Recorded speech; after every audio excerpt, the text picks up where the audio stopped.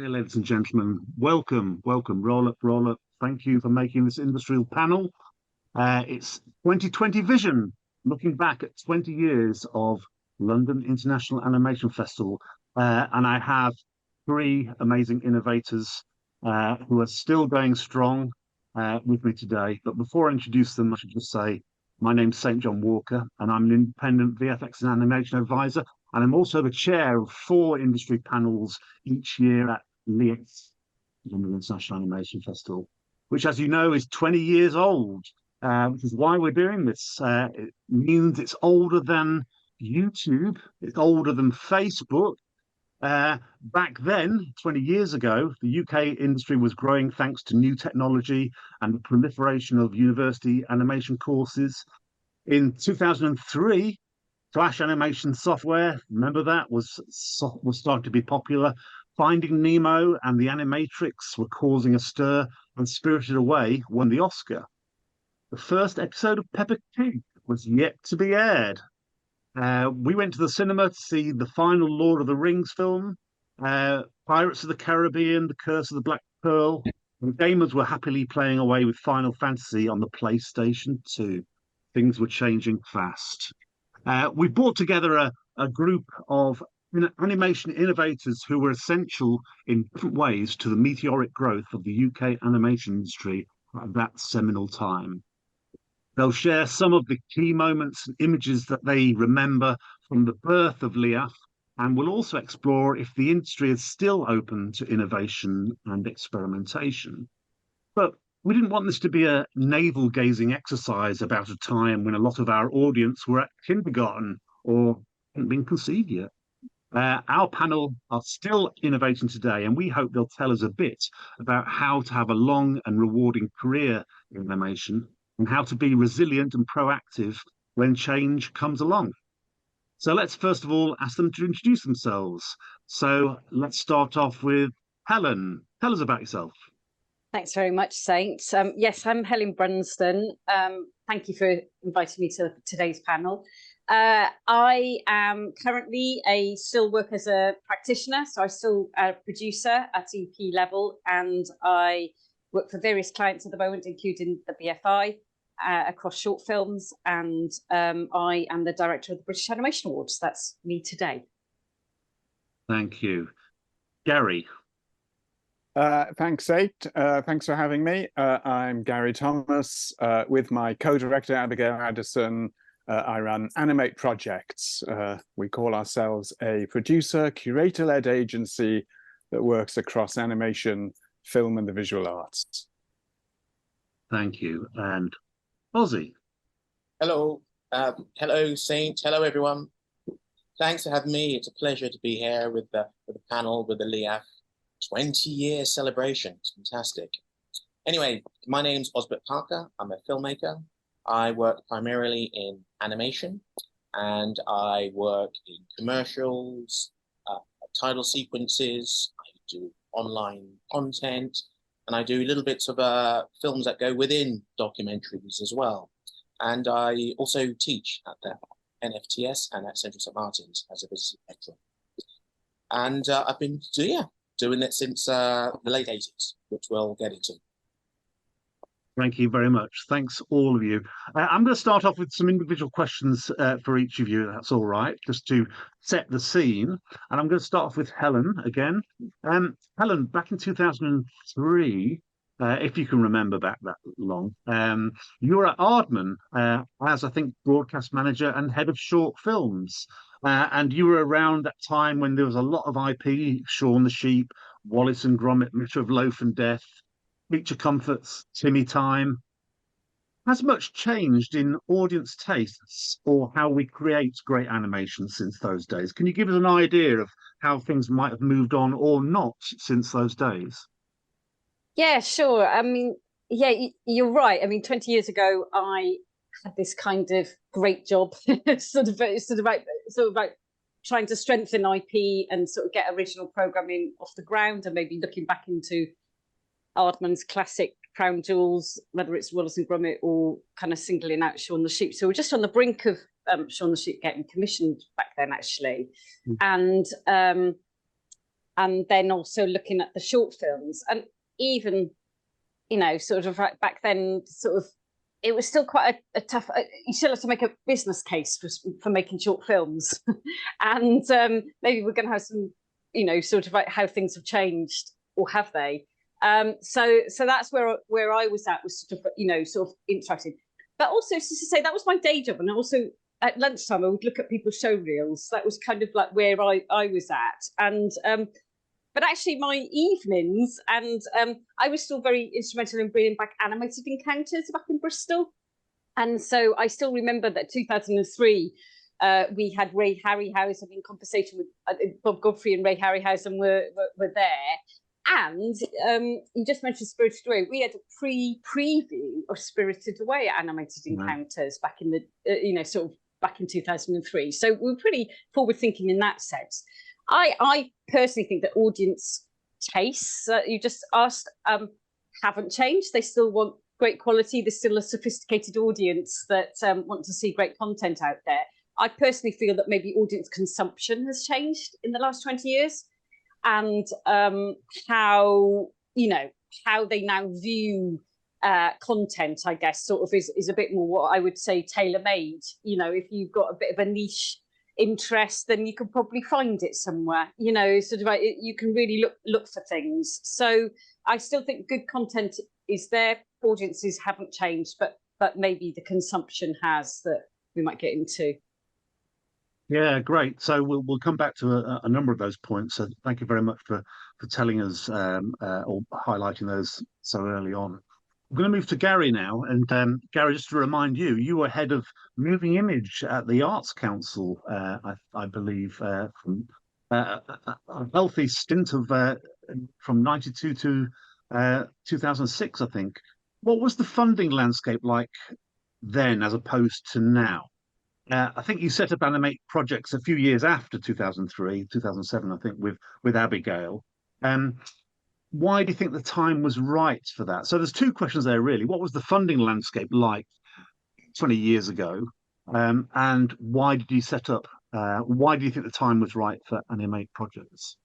Yes, Saint, and Google, yes, confirms that I did work at the Arts Council. I've had to do a lot of Googling. And thanks for the funding question. But you know, audience, stay with us. It was I mean, I think on the experimental side of things, I mean, the public funding was so the British Film Institute, arts councils, I think, and then regional, you know, regional arts funding. On the experimental side of things, in 2003 specifically, I think it was okay. The downside was that Arts Council England had delegated its funding from the national office, so small grants for experimental animation had you know weren't available anymore. But Animate TV, the Arts Council's partnership with Channel 4, which had started in the first film was came through in 1991. That was still going. Channel 4 was still committed to animation. It had a commissioning editor responsible for animation. I think the Animator in Residence scheme was still running. Mesh, a kind of digital project, was running. You know, and Channel 4 was showing films late at night. The BBC Animation Unit was supporting projects, and S4C in Wales was supporting projects. So I mean, I don't think it's. I think it got worse. I think it was quite. I think it was kind of healthy then. There's always been not a wrestle exactly, but a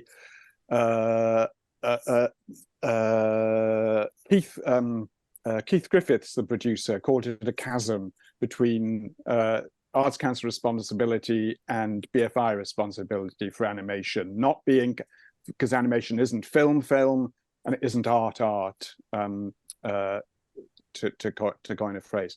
As far as the timing for setting up Animate projects, it wasn't a question of timing. I'd been made redundant by the Arts Council, along with everyone else in the national office in 2006.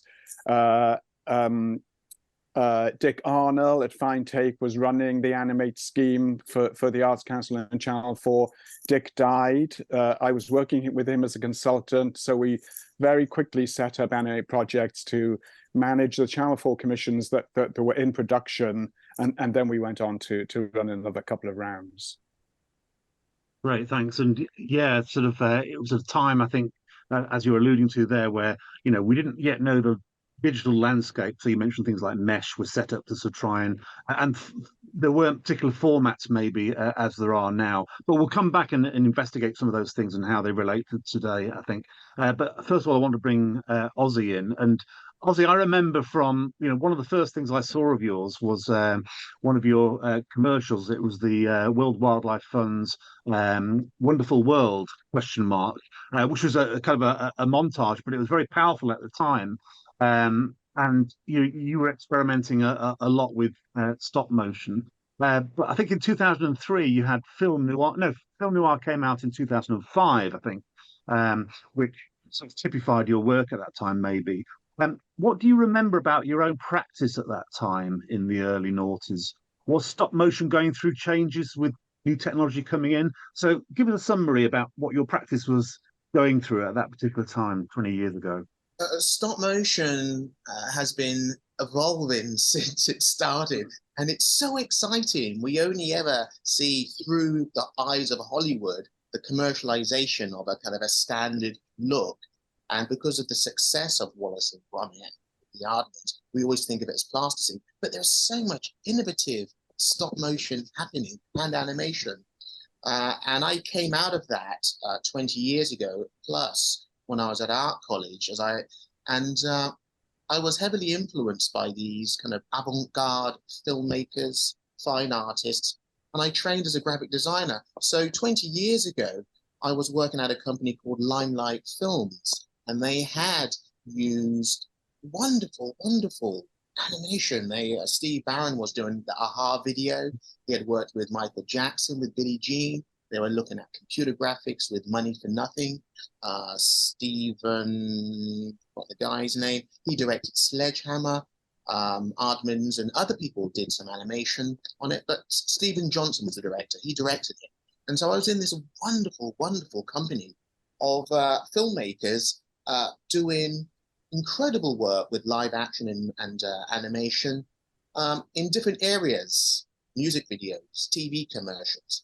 And so at that time, I didn't understand why this couldn't be seen to sell product, why it couldn't be educational, why it couldn't be entertaining. And it didn't have to be what I felt as though some of the 70s animation and stop motion was very kind of stereotypical.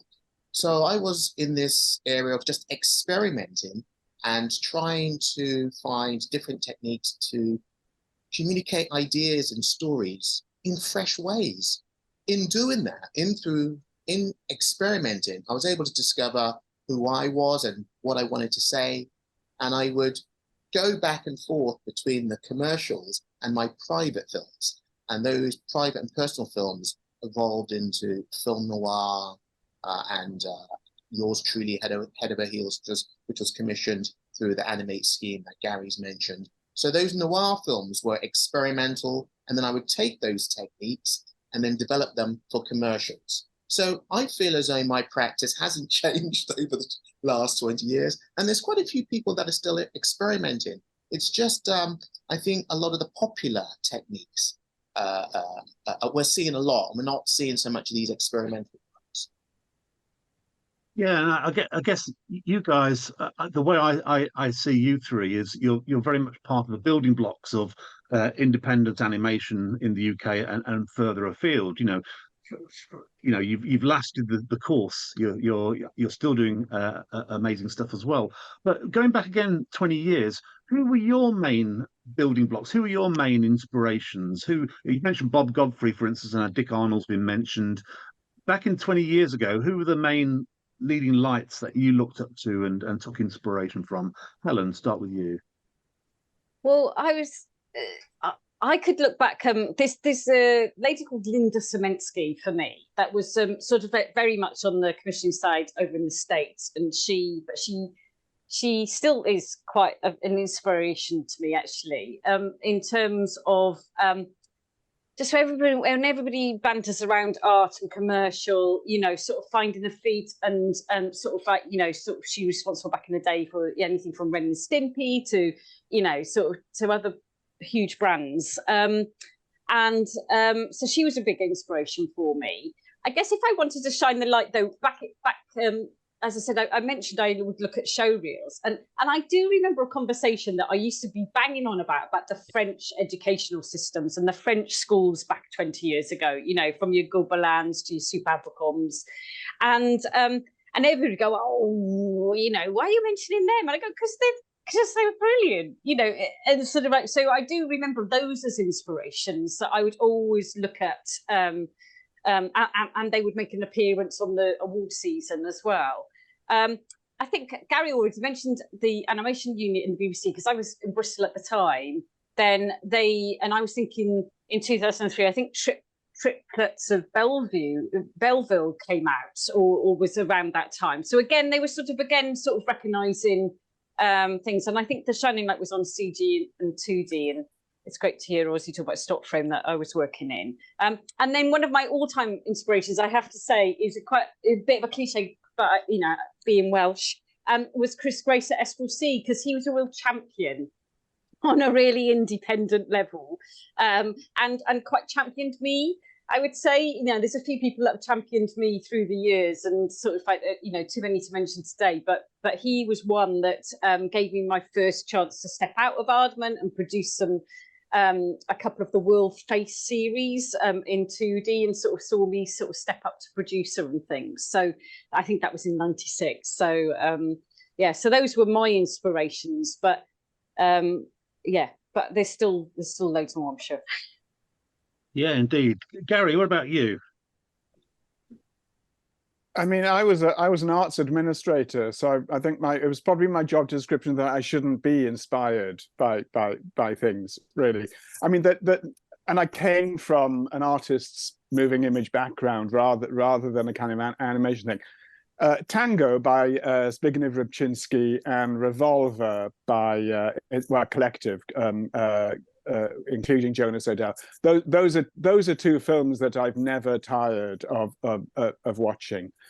On the Animate scheme, people would, occasionally say, what is it you're looking for? And the answer was, well, we don't know what we're looking for. If we've seen it already, then we're not particularly interested. And creepy though this may sound, it's people like Ozzy and Paul Bush, people like Caleb Buck. It's the people that the inspiration comes, we always, in the team, my boss, David Curtis, was a great boss. Dick Arnold was a great person to work with, and many, many long conversations which had nothing to do with the job we were meant to be getting on with. But we would regularly say to ourselves, if when we were complaining about artists, we'd conclude the conversation by saying, yeah, but if we didn't have artists, we wouldn't have a job, would we? And I think the however hard it is working in an institution like that, and because you can't moan about it because no one cares. The joy of it is working with people who are doing exciting and interesting stuff, and the inspiration comes from people who excite you and make you see something you've never seen before, but which has a place in the world, I think. Yeah. Right. So now we've buttered Ozzy up by saying he's a main inspiration for you. Ozzy, you as well. Who were your inspirations back in those days, especially around maybe stop motion or maybe advertising commercials? Well, I spent a lot of time in galleries. I'd go to galleries, and I was a big Picasso, and I still am, Picasso fan, and Max Ernst. I was looking at collages. So I spent a lot of time in the galleries. I'd spend a lot of time at the Scala Cinema at King's Cross, watching kind of all kinds of extreme films, from kind of like really low tech to films that are exploitative, really. But they had loads of ideas. I think it's one of the first places I saw Jan Svankmajer's Dimensions of Dialogue. and it still lives with me. I've seen it hundreds of times, literally. In terms of animation, David Anderson, and Run Rake. I miss them. They were really, really important. Okay, I think David used a lovely mix of 2D, and he did a lot of interesting stop motion. I would look also at The Cameraman's Revenge, like 1912. I can't remember the name of the director. I should know. It's awful. So I'd be looking, but also contemporary. I'd be looking at David Daniels, who was an American. He would do strata-cutting, and he would use clay in a way that I'd never seen before, which was the kind of complete opposite of what Aardmans were doing. And it just blew my mind away of how he used the material we're familiar with, but in a totally experimental, fresh way. So yeah, so it was a mixture of people that were around at the time and people that had died, in 1912. Well, not, he didn't die then, he was making mixture. Right. Great, thank you. Great to hear of that kind of broad range of influences as well. So my next question for all of you, and I'm going to let you all answer, whatever way you want. As long as somebody does answer, that's all right. Otherwise, it'll be a shame. But so there's no order to this. But back in those days, there weren't the kind of outlets for animation that there are these days. Like I said, there was no YouTube. So how did you see work? How did you get to see it? Was there just a festival system, or was it word of mouth, or did you have to travel abroad? How do you see it? Well, I certainly went to festivals, and I think there's so many festivals to go to now, but and there was then as well. But Annecy it had gone annual by 2003, hadn't it? So, but it did used to be every other year. So that was always the pilgrimage to, sort of like certain festivals to watch films. I mean, I used to request DVDs from sort of studios, or we used to be able to watch maybe some of the qualifying for the BAFTAs or the Oscars or the Academy. So yeah, my consumption was very much, but also word of mouth, sort of, again, it's those conversations that you have at festivals going, oh, have you seen those works? And, have you seen, this film? So it was all very much, that was how I saw it. Gary, Ozzy? Formations. I don't know if it was still going then. Was it, Helen? Was it finished by then? Yeah, I think it might have. This is when I started to think, I didn't Google that just to make sure I'm right. But yeah, no. I mean, they did used to. Well, they used to be the 10:10 slot, a 9:50, didn't there, on BBC Two, that used to have some animations. It was mainly live action, wasn't it? But yeah, they were still going. Just to jump in, Formations was the Channel 4 animation. For those people who don't know, was an animation series from Channel 4, right? And like you're saying, Helen, you did see it on broadcast TV and various sort of godforsaken hours, right? Sorry, Ozzy, carry on. Yeah, that's exactly it. So it may not have been exactly 20 years ago. It may have been just before, but it was still in our conscious. It was in the public consciousness. Sadly, it was always at this graveyard shift, but people knew that. So it was that kind of radar. I felt as though it should have been somewhere much more mainstream to educate people, because it's part of culture which should be celebrated. But it became this really cult kind of section. So I would see really interesting animation there. And of course, MTV was still kind of big then. With our, 4 or how many terrestrial channels, pre-Channel 5. So really interesting work was being beamed into our living rooms, where you could have this discussion. And it became part of the kind of landscape of films and TV commercials. So I felt as though MTV had a lot to do with it. The music was very progressive. We were rebelling against Thatcher around that time. So people were quite, you were seeing work which had an attitude.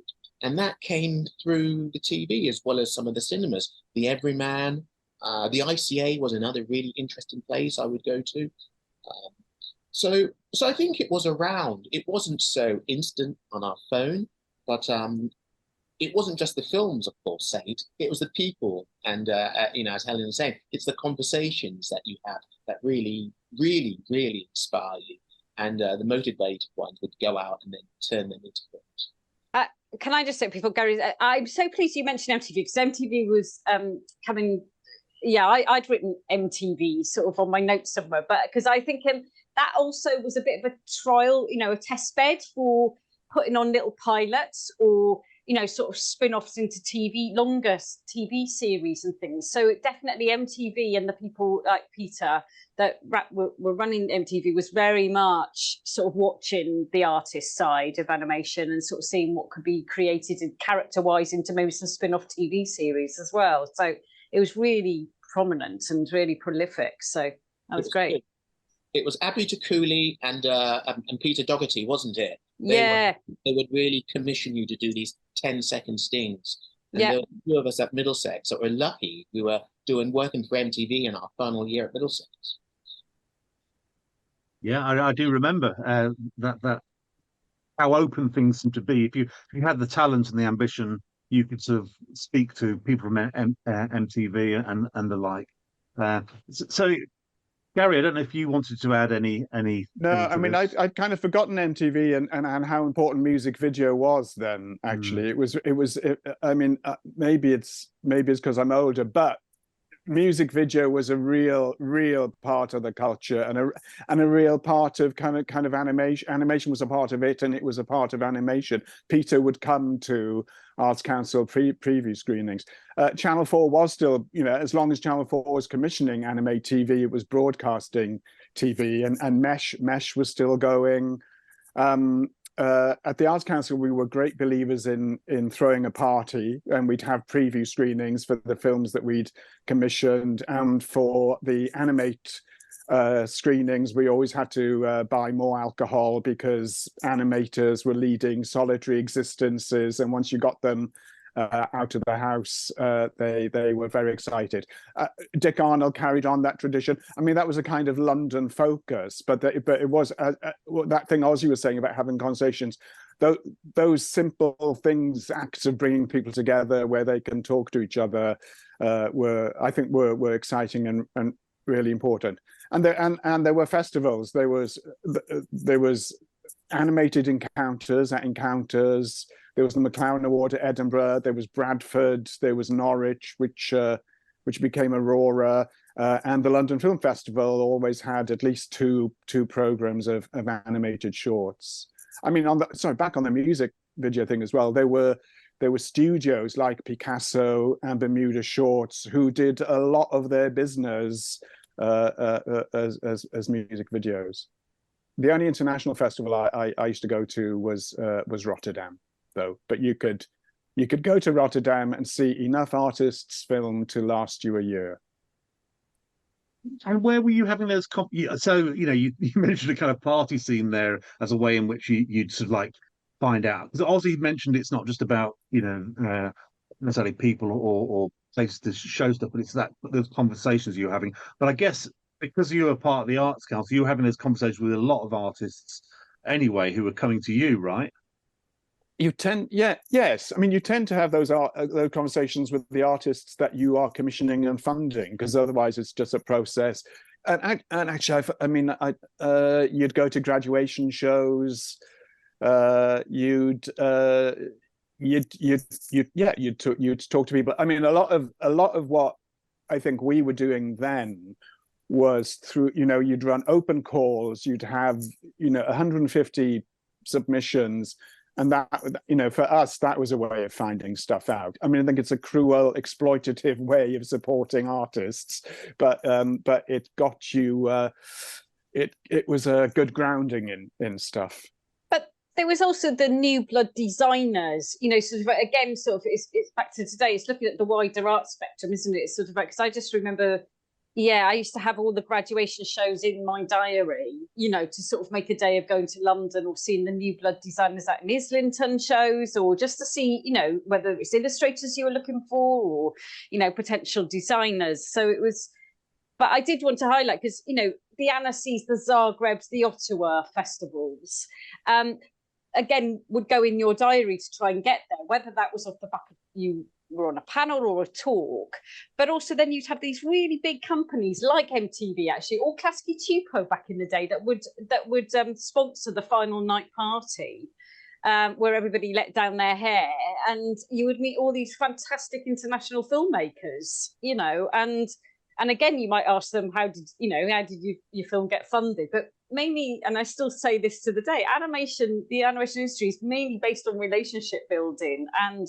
you know, sort of who you hang out with and whose those conversations are, maybe late night or maybe that are planned. You said something really interesting there where, sorry, Saint, degree shows, absolutely. Seeing these young voices that are experimenting, you would go around the degree shows, you would have their guest books, or not guest books, but you would write little notes in people's names. I remember Pat Gavin would come to our show. Who was it? No, it was Fluck and Law. Fluck and Law, the giant puppets. Splitting Image. Splitting Image, yeah. Image. They would, you know, they'd turn up. So you would get people, you wouldn't just sit at home and just Google and log in and look at the shows. They would turn up to the shows and you could have a conversation with them. And I think degree shows were really exciting, actually, because it was a great way of students not just showing the work, but talking directly to their potential employers. Right. Look, I've said, you know, we're going to make this not a sort of a total, you know, looking back all the time, but we'll bring it up to date. And I promise we will in a minute. But I just wanted to also say that if anybody has any questions, any viewers out there in TV land who have any questions, I believe your questions can get to us through a circuitous route by being plonked onto our chat. So I think Claude, who's in the background, will be able to do that. So feel free to ask us questions. You know, we could go on forever like this, but we probably will. But if you'd like any questions about anything to do with the last 20 years, you know, this panel will know about it. But I'd like to sort of just ask you a question about bringing us up to date slightly, because, you know, since those, what, you know, you might think of as early days of independent animation, and things were consolidating. We were getting more international in our out maybe. But I wanted to ask you, really, without being, you know, too curmudgeonly, which I'm sure you won't be anyway, is how do you assess the state of animation in the UK today? Is it healthy? You know, you've talked about this kind of energy that's around 20 years ago. You know, we didn't have all those different sort of outlets, but there was an energy about and an inventiveness at that time. But what do you think about the state of animation today? Is it healthy? How does it compare on the world stage? Anybody want to take that? Helen, you're perfectly primed for that, aren't you? Well, you know, it's such a big question, slightly. So without talking about the healthy state of funding across creative industries as a whole at the moment. So, and listen, I come from the stance that anybody that makes anything gets my vote. You know, sort of the fact that people are still making, I commend them. So is it healthy? I think we've seen a good upturn the last couple of years in terms of the BFI short film animated film fund.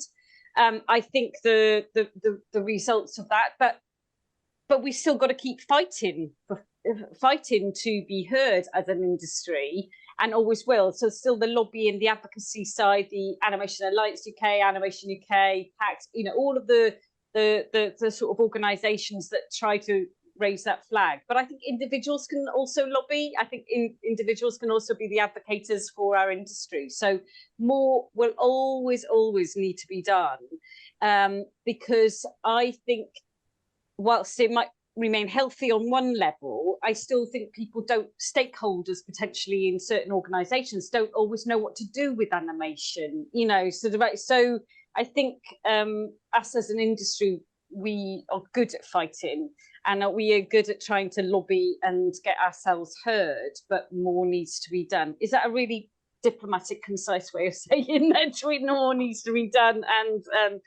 And funding, we've just spoke in the last 20 years of maybe a reflection is to see how many commissioners we have lost, sort of like in terms of up to date today. And that might be a future question for us, but I'd like to see more done on that. So there's more people, more experts in the field that are sitting maybe in areas where they can commission more animation.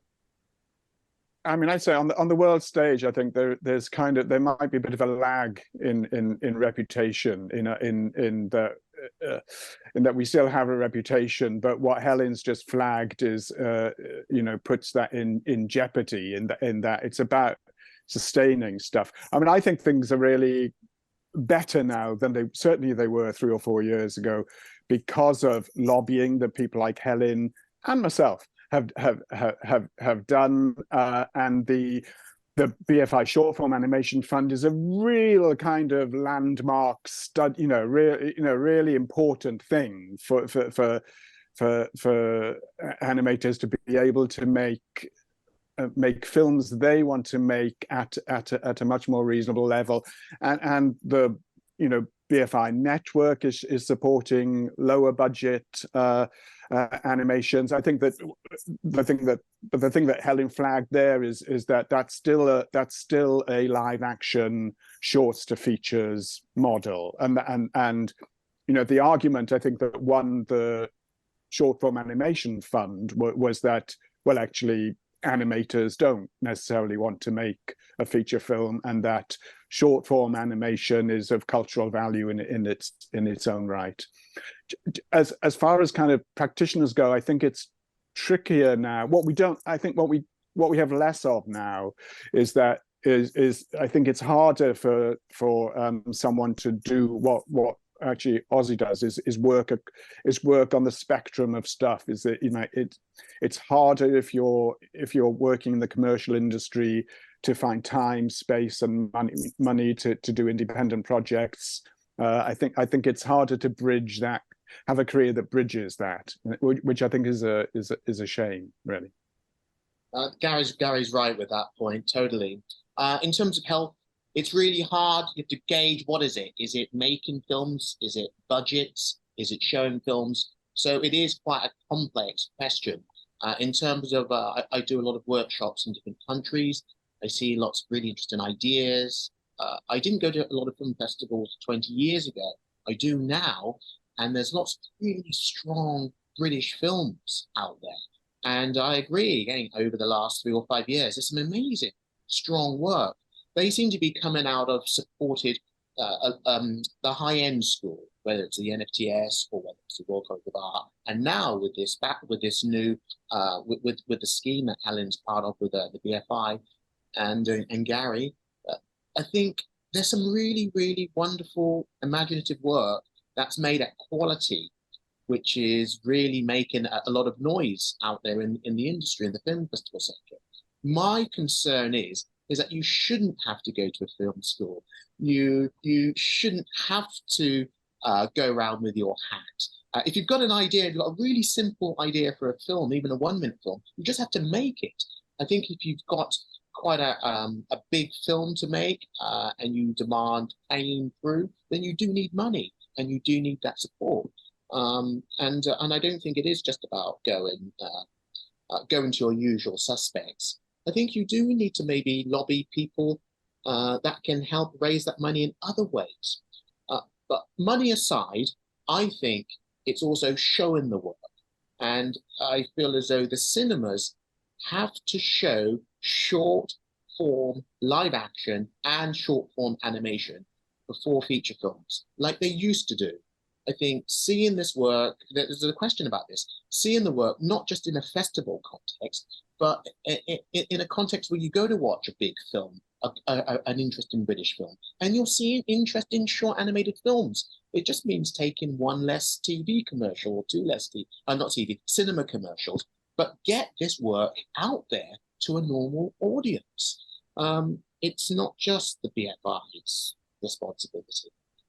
I think, Mm.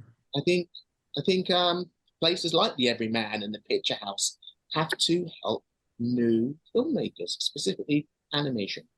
I think the Picture House does, to be fair. I'm not an expert in them, but I do know that they also look at the short spectrum, but they also, and the arena, but they also look at sort of children's TV series. So they have like morning Saturday clubs for kids to, you know, sort of showcase episodes of certain series and things. They sort of have a nice little block that goes into cinemas on Saturdays. So I think that's quite an interesting model to sort of replicate really for shorts. So yes, but I mean, Helen, those are screenings for children, though. Yeah, and as someone who's attempted to tour packages of animation for adults, it's you know, the this might be slightly off topic. The challenge that it's not that cinemas don't want to do it; it's that they have obligations to show, you know, to fill their screens with Barbie a lot. I keep on agreeing with Ozzy quite a lot on things, and especially around kind of practice. And I agree with don't rely on the money, because one thing I think is that for, you know, if you want to practice and make films, then you have to have a practice, and you have to do that whether or not someone's going to pay you money to do it or not. And something else Ozzy was saying about going to art galleries, you have to be interested in other stuff as well.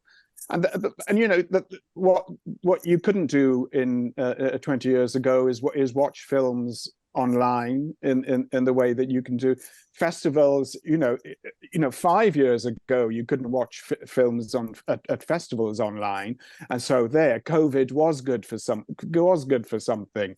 You know, you can do that. I mean, it makes me sad that we've lost some festivals like Animated Encounters, Bradford, Aurora, but we have Manchester, we have Cardiff, we have LIAF's really important, I think, because it's London and because it's the Barbican.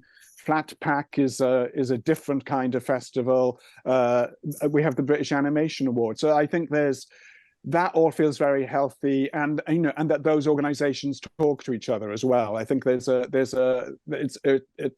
healthy and it's friendly. The other thing we have is I can't remember what Chris Shepherd's screening is. It Shorts. Yes, it's Bar short Shorts. cinema. Yeah. There's the London Animation Club and Overlap in Birmingham. Those are really vibrant, exciting social places where people get together and talk.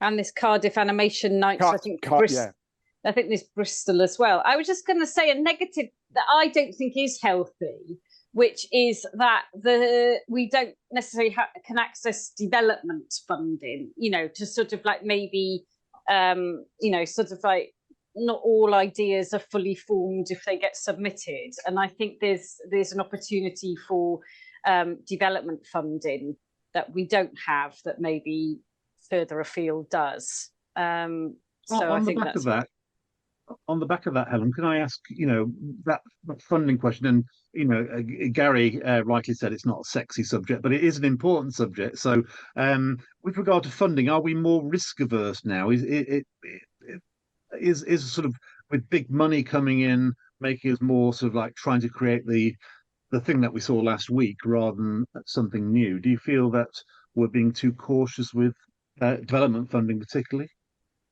No, I just think sometimes I think sometimes funding bodies, you know, sort of like think, oh, they'll probably get it made anyway, and that sometimes isn't the attitude to have, you know, sort of like I think it's, you know, everybody does know that animation can take a long time. It requires money and resources, you know, and so I think people are risk averse, really, and I think we don't see, you know, sort of enough happening in terms of funding rounds or opportunities coming. And it isn't just, as I think I agree, you know, with Ozzy and Gary, you know, it shouldn't just be the BFI's problem or somebody else's. You know, we should look further afield, and you know, the way that people jigsaw their finance together always strikes me as one model doesn't fit all. You know, people find all ways of pulling together little pockets of money.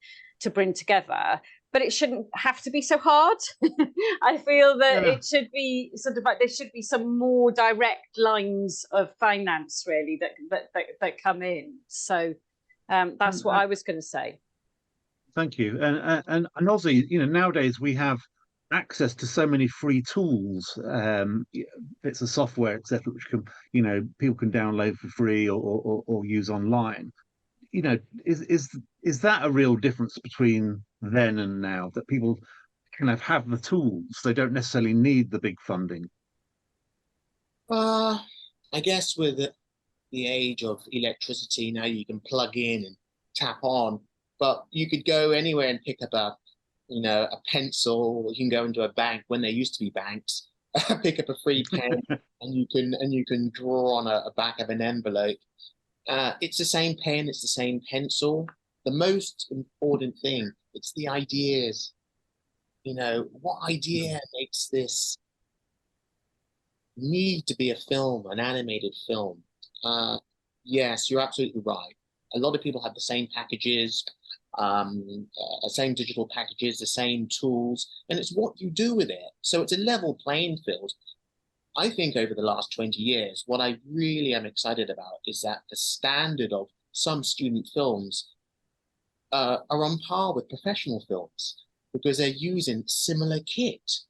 So the look of it, it's hard to distinguish. What you can tell sometimes, it's the quality of the storytelling, it's the ideas, it's the application. And so that's a thing to focus on. And I think if you're using the similar kind of software, you've got to find a fresh way of using it. Otherwise, it starts to feel the same. We're all looking at the same stuff. We're all watching the same series. We're all on the phones. And so we're seeing it. So you have to find a new way of making it stand out. So I really kind of lobby using raw materials, clay, chewing gum, toothpaste, anything that's kind of raw, and finding a way of communicating an idea in a simple idea in an interesting way is a way of making it stand out. So I don't think you have to just use the modern tools. It's one of the tools in our arsenals of many things. So that's what I always encourage, especially animators, to do, to consider. I always used to, something I used to say was that if you can't draw, then making your drawing move by animating it isn't going to make good animation. But actually, I absolutely don't believe that, because with kind of new tools, I kind of don't believe that, because a lot of the work that I find exciting and what kind of more experimental artists, animators do is they're not completely in command of the tools, or they're pushing the tools to their limits or in different directions, and that's really exciting. I mean that applies to After Effects as much as it does to a pencil and pen. Really, are you trying to make something that looks like other stuff that people make, or are you trying to do something else? That's why I always champion pixelation. Push your pixelation. Use bodies, use humans. Just like experiment, isn't it? So yeah, indeed. And it's always been the artists who've sort of like broken the traditional ways of working with a piece of software or a medium that have created that sort of startling look, whether it's 20 years ago or now. I'm just going to move us on because we've only got about 10 minutes left, and I wanted to cover something that you'd all mentioned. First of all, 20 years ago, some of you were doing the festival circuits and seeing films, sitting down and seeing films in a dark, dank room somewhere, maybe. But audience consumption has changed, with the sort of proliferation of new formats from TikTok, YouTube, etc., etc. And I just wanted to ask you about that, sort of how audience consumption has changed from your point of view. you know, the kind of the way people might graze now, with rather than sit down and watch a whole film, they'll sort of tune in and tune out, or they may binge on episodic work, or you know, the idea of transmedia, the idea that they'll check out something on their phone and then go over to TV, or then you know move to a computer game or whatever.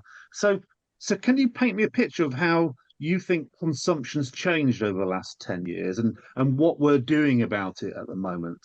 Who wants to take that one? Gary. I'm not doing anything about it in a way. I think it's I mean, what this isn't answering your question, Saint, but what that points to, I think, is the pervasiveness of animation as a craft and a form. And the diversity and the breadth and of what animation create, you know, the creativity of it all is where that's its incredible strength and what we all find exciting about it. That's also it's a real challenge because it makes it difficult for funders. It makes it difficult to understand what it is and where it is and why it is. I mean, the exciting thing is the range of stuff, and we all have, you know, people like in animation, we all understand each other wherever we are on the spectrum. You know, Phil Davis produces Peppa Pig and produced you know, a film by Paul Bush. At Animate, we've worked with directors whose day jobs are you know, who are making commercials at Nexus, you know, and their day job. But I think that's a very kind of that kind of portfolio-ness has come into its own, really. I think that's a very modern kind of culture. That's what modern culture is. I'm not sure that funders have quite caught up with us, really. I think animation was ahead of the game. I think we probably still are. Yeah. Did that make any sense? Well, Helen will tell you. Well, it did, Gary. So, but I also think consumption now it's not just maybe the film. It's sort of like it's the behind the scenes. It's the it's making ofs. It's the whole deliverable spectrum, really, that the audience want to get more of. So I think you've got to hit them quite a lot of pieces of content in order for them to maybe watch the film that you might have wanted to sort of driven them to as well. So I think the consumption side is the feast, to see lots of things associated with it, and maybe more works, you know, if you like this, and you know, look at this by this director. So I think the consumption is things. My negative about consumption, though, is a bit like what we were talking about, or maybe one of the challenges is that there's actually so much to look at now. Is that because we've just been speaking about maybe that the accessibility can sometimes be a negative in terms of people can produce, direct, edit all of their own work and put it up there, maybe without feedback from people of what they might have thought about it. So and the challenge with that is that you've got to then look for the gems that really pop out. Because there's so much to look at. And so sometimes, you know, the flip side of the lack of funding is that we then don't necessarily have the editorial gatekeepers that make sure the quality control is there for some of the content. So there's always a flip side to that. And I know Samantha was asked a question in the chat, which we should get around to, but Ozzy, I don't know whether I've answered that now. I'm a director. I'm really concerned about the making of the film, the storytelling. Is it a narrative? Also, there's amazing non-narrative films. I'm always interested in the making, and at some point I think about the audience. If it's a commercial film, I think about the audience pretty much straight away. If it's a personal film, I do not think about the audience. I just think about what I'm making, and then at some point, I think about how it's going to be distributed, how it's consumed. Once you release your film like this wild animal out into the open, it's really hard to know how it's going to be consumed. And I think there's some really smart, really intelligent kind of producers that can help you get that film out there. But I also think the new generation of filmmakers and artists are thinking about transmedia already. and they are thinking about how to get their work seen, how it can be consumed, and that may be part of the process. For me, I'm concerned about the making, the quality of the stories. Over the years, have you seen more different ways you've been commissioned for work rather than just the sort of the film screen or the TV screen? Yeah, I think that has really opened up. It's got much better. When I left, I was very fortunate. I was in a really good production. I wasn't in an animation. I was in a live action company. As I said an hour ago, I was at Limelight, and it was mostly live action directors and a few really interesting animators, also from Middlesex, joined after me. And the work would be commissioned normally from a advertising agency or a video commissioner, and then we would do the work. Now I think the wonderful thing is that people are approaching independent makers to make these. Maybe they're not top-end budgets, maybe those big, massive budgets are still going through production companies, but you'll get really interesting clients, and I know this because they come to me to make interesting films. Some of the budgets are actually quite good, some of the budgets aren't that great, and so you have to weigh up how you can work together, and it'd be a really interesting project, and how can it have a really positive impact that the film you're making. So I think that's changed over the last 20 years for the better, where interest in filmmakers, interest in artists can be commissioned directly, as long as they're responsible. And I think really great producers are undervalued. You need to find great producers to help you. Thank you. And Helen pointed out that I would be remiss if I missed out the question from the audience. Samantha Moore, who will be putting to work later on today on another panel, has asked, and I'll quote, what's the modern equivalent of Formation's TV screenings, and how do independent animators get their work seen by big and diverse audiences now? Who wants to take that? Helen. Thank you. Come back to me. Ask one of the others first. I keep thinking. We kind of just talked about that a little bit. Yes, exactly. We were talking about it, and I was reading Helen's comment, Samantha's comment, and she's absolutely right, which is why I was talking about big cinema chains like the Pitch House and the Everyman and the Odeons and the Views. I'm a big fan of Barbie, actually. I absolutely loved it. And I'd like to see, there are many films that I can think of, animation, that would have worked so well with that. Specifically, stop motion would have been a fantastic 10-minute short prior to that film. And to me, those are the kind of audiences, because you don't know who's in the audience. There could be a really interesting, not just commissioners, people that could finance films, people with money that are interested in culture, that are interested in film, and they're sat in the audience. And so I think that's why it is important to have a diverse, why films, animated films, should reach a diverse audience. I think so you're kind of saying, I think Samantha Moore can answer her own question through her own practice, and you know, in that. Well, actually, for Animate generally as well, there are films that reach an audience mainly through festivals. I don't think there is particularly a broadcast audience, but then for diverse audiences, it's about the kind of projects we do, the kind of projects that Sam does are much more kind of, the process is relevant, especially kind of with the development of like documentary animation, where the process is about engaging people, you know, different kinds of people, people for whom the project that you're making is relevant, and you're sharing that film with those people in kind of, you know, in much more kind of intimate ways, I think, and that's for Animate, that's been a necessary shift, but it's also been a shift that we pursue unashamedly. So process is really important. Who the artists are engaging with and how is really important, and that they're making work for general audience, but for specific people as well. I mean, I think that's a change kind of that's happened.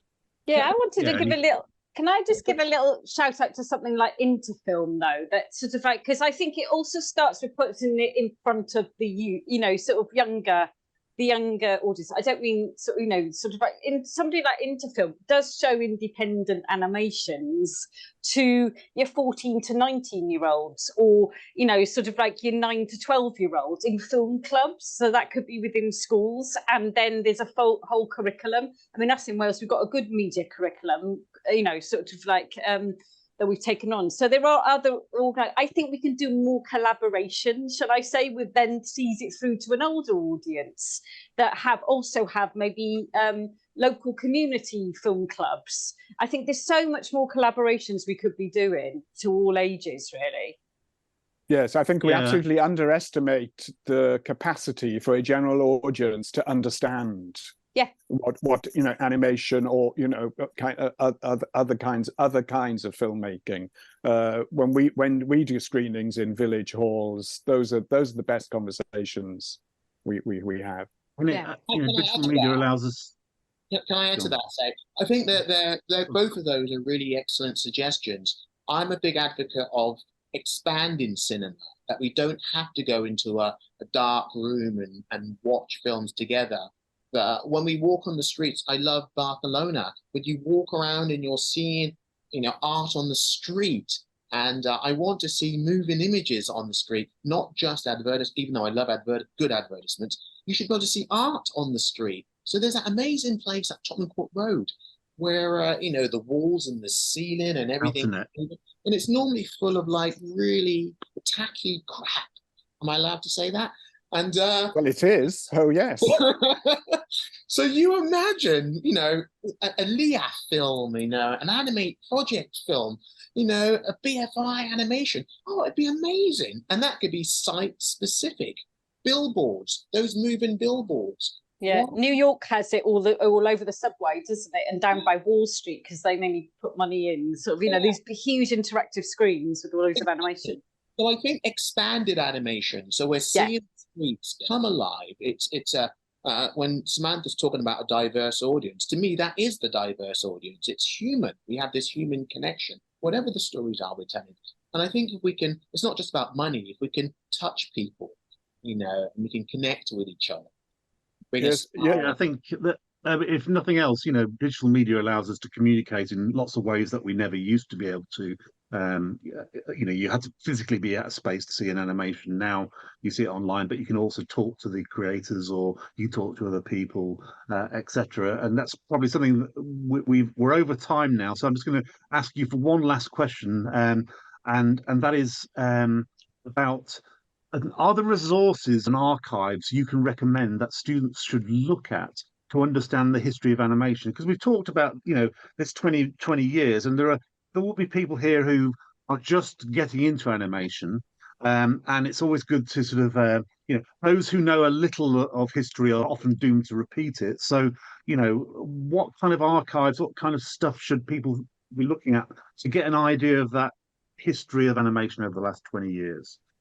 Well, there's the National Archive, isn't there? The BFI sort of national, Jez's name has already been mentioned, but they do some sterling work, to sort of all BFI player, to sort of stream films. I mean, you've got to know what you're looking for, I guess, is the thing about the curated side, sort of like, just to sort of like do your own research. But there's definitely online, or there is, I mean, I do a subscription to We Shorts and some streaming platforms to just watch shorts, to keep up to date. But somebody might not be able to do that. But yeah, there's definitely the National Archives that people should check out. So yeah, I mean BFI Player specifically there because there's loads of stuff there. I mean, Animate Project has a website. We have an archive website. There's our Vimeo channel, and actually, kind of Vimeo in general is. I know you have to. I don't think you do have to know what you're looking for, but you have to be prepared to explore it, really. Ozzy, where would you look for the last 20 years, a history of? Maybe your own Vimeo site. No, I wouldn't go there. I think there's more exciting stuff out there, really. I think if you can talk to really good film schools and whether they allow you to go in some of their libraries. I know the NFTS has a very good archive library of animation. I don't know whether, yeah, I don't know. I mean, I do go online, but I always prefer to walk around a library, and I don't tend to look at, I don't go to the animation section. I start to discover techniques or discover films, and then I start to find out more about the filmmaker, and then I'll explore different ideas of getting there. But I don't think I go somewhere specifically as an animation library. So I think Gary and Helen give advice. Yeah, and I guess the anybody who looks back at this recording or sees a recording can go back and listen and hear some of the influences and inspirations that you've mentioned already. You know, David Anderson, Run Rake, etc., and go back and do their own search for those people. We've come to the end. It's not just British animation. There is a lot of, when I'm in Slovenia, someone will give me a book and it's like really old films that were made in the 40s. And so, and then I'll find out about that film. So it's, there could be some great stuff in Spain. So it's not just about the history of British animation. I think animation in general is very specific. And there are some amazing books about the history of animation sort of like out, there's some brilliant sort of reading lists that are available to check out. So yes. And Lisa Kenny, who's just won the student Oscar from the NFTS, she said when she was there out in the States, she said they have an incredible film arc. Yeah. It's dedicated to all of their films that that's ever been made. I guess we kind of need a resource like that here. Right, and I was about to ask Helen what a book is, we must come to an end now, unfortunately. So I'd just like to thank my panel for the wisdom, and thank you also for contributing to the last 20 years of animation, both in the UK and internationally. And maybe we'll do this again in another 20 years, if that's okay with you. If you're all brains not in with jar. me, you won't. Nor me. Well, yeah, we'll see. We'll see. AI would have taken over anyway. So look, thank you very much, all of you. And this has been really elucidating. And it's great to look back, but also to look forward. And I know you folks will be part of the animation scene for a long time to come. So thank you very much. And thank you, everybody, for listening. And see you at the next one. Bye-bye. Thank you. Bye. Bye-bye.